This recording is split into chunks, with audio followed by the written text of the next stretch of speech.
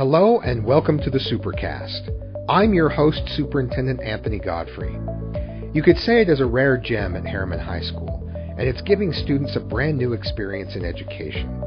On this episode of the Supercast, we take you inside the first ever jewelry making class at Herriman High, where creativity is coming alive with the creation of one-of-a-kind accessories.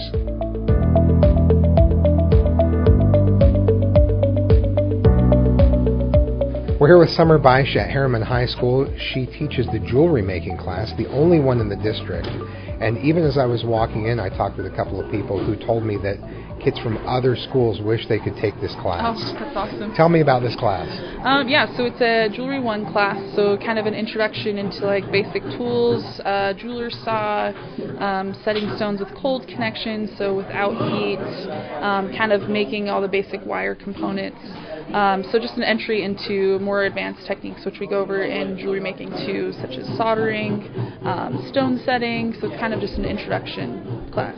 So is a big part of the difference between 1 and 2, whether it's hot or cold, the work that you're doing? Yeah, and also just like to have a smaller class size at Jewelry 2 to be able to manage more of kids with fire. Yes. So, once you introduce fire into the classroom, you definitely need smaller class numbers. Yes, for sure. So tell me about how long have you been teaching this and what got you into jewelry making? So I've been teaching it, this is my 4th year at Herriman. I actually applied at Herriman because there was a printmaking position, but it came attached to jewelry making.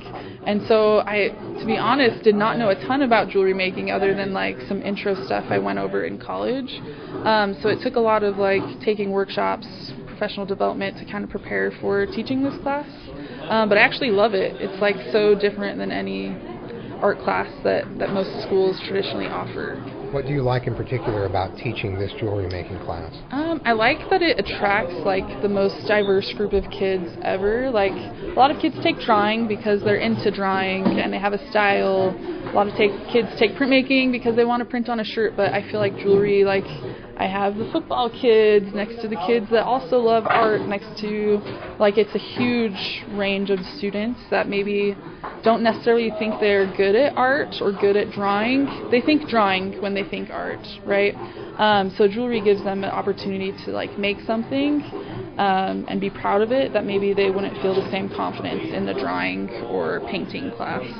I find that very interesting because I'm always worried about students who may be interested in something but are worried they're not good enough to take a class in it. Yeah. When really the point is to learn how to do something that interests you. Sure. So you can come in to a jewelry making class with no experience, no skills, and you're able to take them from zero to necklace in just a few classes. Yeah, and that is an interesting thing is that everybody, I mean, we ask that when they start using the jeweler's saw, how many of you have used a jeweler's saw? Nobody. One. So it kind of levels the playing field and it kind of takes the pressure off of students to feel like they have to be like the best. Because I mean, I was in that drawing class where you're always looking over your shoulder of like, oh man, that kid can draw.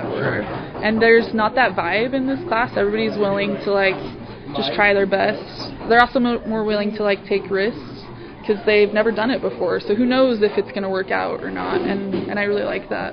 And what you just described is an environment where the most genuine learning takes place. For sure. It's total problem solving from start to finish. And hands-on, and it really just like taps every area of the brain with learning a new skill, I think. Yeah. Absolutely. Tell me about some of the projects, both from this jewelry making class and jewelry making 2, that students will be involved in. Yeah, so jewelry 1, we start with some shrink-and-ink earrings. They make wire finding, so like ear hooks, jump rings. So they learned really basic skills. They just did a project where they had to saw out around the design in a quarter and cut out some negative space. So they learned how to saw sheet metal. They just learned how to find a ring size, how to go from raw materials such as copper, nickel, brass, and to make it into a specific design that they came up with. We're about to start enameling, which is melting glass on the surface of metal. Oh, wow. Okay, that's the only thing that requires heat in Jewelry 1. So there will be some enameling. Yeah, yep. And then we finish with a stone set ring. They learn how to rivet, how to cut out tabs to hold a stone in place.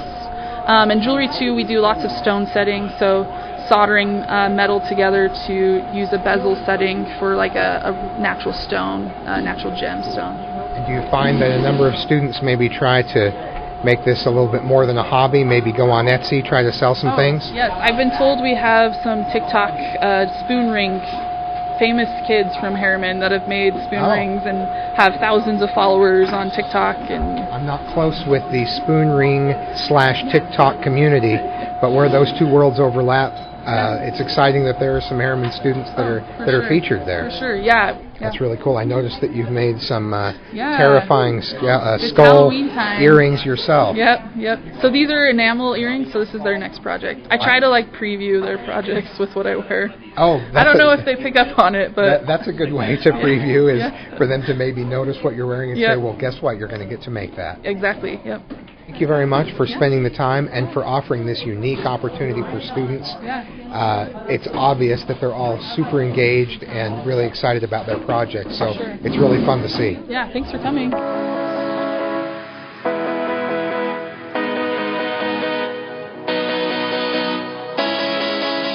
Tell me your name. Lalo Tafisi. And tell me about some of the projects that you've worked on in this class. This is my ring. Oh, yeah. I try to make it as close as I can to bamboo. And is this made out of copper? Yeah. And so did you lay it out and cut it and then shape it? Yeah, I did. Well, yeah, I textured it first. I use a striper hammer. So the striper hammer has an edge with grooves in it. Yeah. On one side of the head, and the other has kind of pins poking out of it. So do you use why do you use this side of the hammer for that particular job? I just thought it would look better with my ring because it's bamboo. So does it give it some structure? Yeah. It just feels better. It just looks better with it. Yeah, that was the first one I did, and then I also did patina, which is the black stuff in between. Yeah, the patina kind of brings out the design of it. Yeah. And where did you come up with the idea for the design? The original, the project she gave us was, I think, nature. It was about nature. Yeah. So that was the first thing that came to mind for some reason. I don't know why. Okay. And I just went with it. So what were some of the other projects that you've done? We did make ear loops. Was it ear wires? And then we made little shrinky dinks to go along with it. Mine are in the case outside, but I made a Robin from Teen Titans Go. Yeah. Yeah, I made Robin from that, and we shrunk them down, and then we connected them to the ear wire, so they look pretty cool. Go out and take a look if it's in the case right now. Yes. Bye, guys. So what would you say to people who are thinking about taking this class? I enjoy it a lot. It's really fun. I was supposed to switch out of it, but I stayed for 2 weeks because I wanted to make sure I wanted to switch out because I need an art credit. But it was after the ear wires, I was like, yeah, I'm staying. So what is it that you like about the class?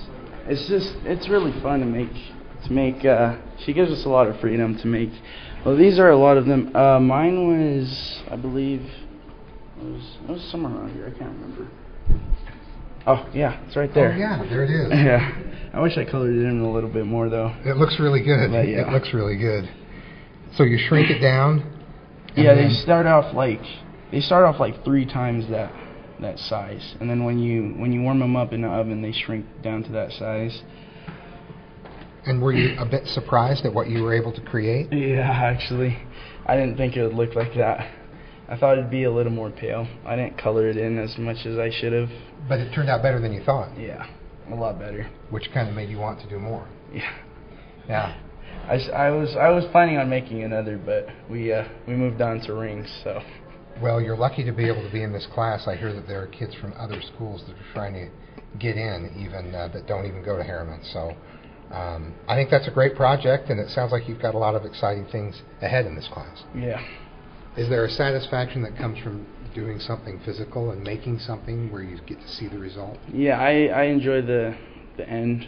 It's just that little satisfaction of something you created, and you just feel proud of yourself.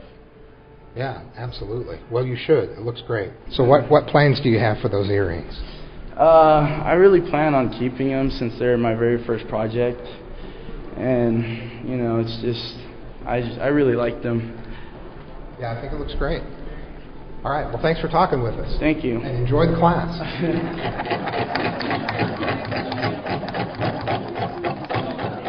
Yeah, so Shiloh wanted to make a spinner ring. Okay. It doesn't quite spin. We're still trying to work out the mechanics, but she actually layered metal, which wasn't a requirement. Oh, wow. But it turned out really amazing. So is this nickel and copper? Uh-huh. I'm cheating because other students told me what materials they were working with. So ultimately, what will this do? Describe that for me. Ultimately, what will that do? It was supposed to spin, like this nickel part was supposed to spin around the copper, but it didn't fit quite right, and so it doesn't spin. Is the purpose for that you're able to kind of spin it while you're wearing it and yeah, kind sort of like a fiddle with it? Fidget something. Yeah, I think it's really cool. Tell me about the pattern. Is that just leaves? So there's a leaf right here, and then on the front there's a tiger's head. Oh, wow. It's got little I didn't stripes notice in that. it. Yeah. Leave me alone, I'm a tiger. Well, it looks really good. Are you going to wear it? I'm not quite sure what went wrong, but it doesn't fit any of my fingers, so I'm probably just going to give it to my mom. Okay. Because she could wear it. Okay, I'm sure she'll love it. Yeah. All right. Well, thanks for talking with me, Shiloh. Thank you. Stay with us. When we come back, more from the jewelry making class at Herriman High School.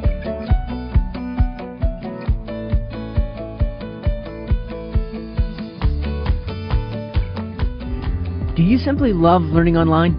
We can't wait to have you join the amazing teachers in our brand new Jordan Virtual Learning Academy. In Jordan Virtual Learning Academy schools, we offer innovative, fun, and flexible online learning with daily real-time instruction from teachers. Enrollment is currently open for all K-12 students in Utah. Start on the path to personalized virtual learning success now at connect.jordandistrict.org. That's connect.jordandistrict.org.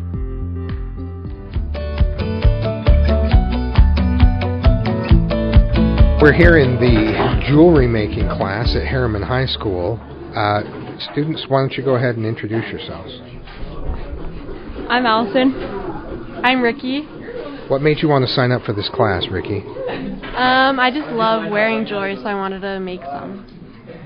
And how about for you? I needed another fine arts credit. And was it more than just a credit once you started in the class?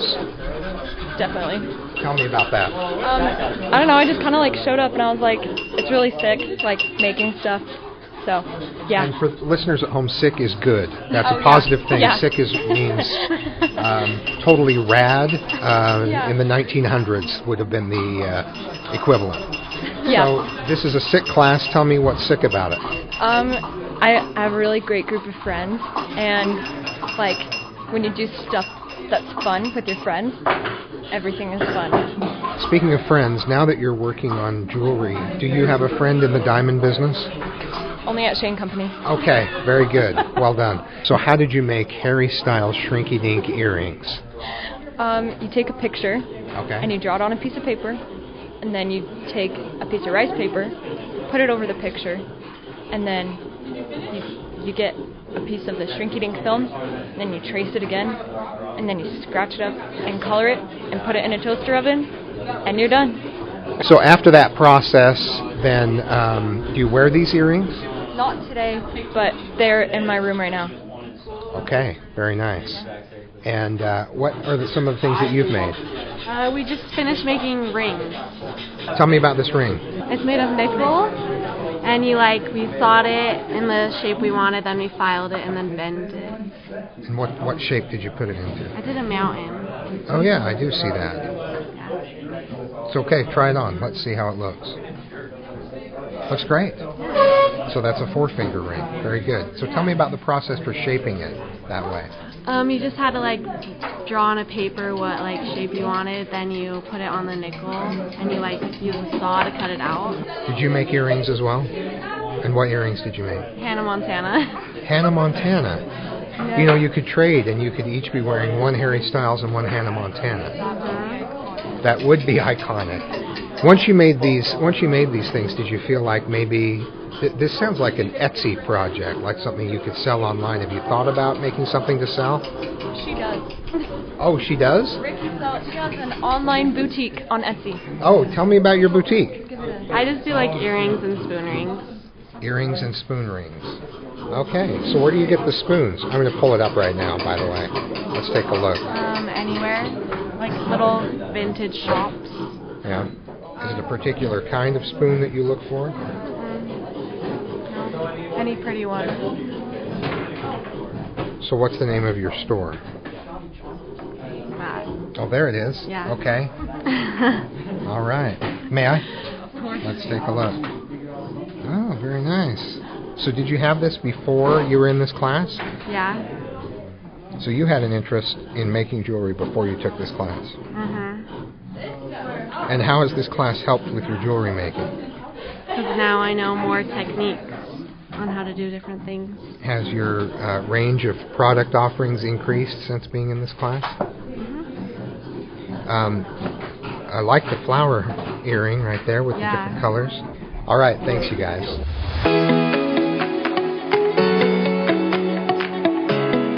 Thanks for joining us on another episode of the Supercast. Remember, education is the most important thing you'll do today.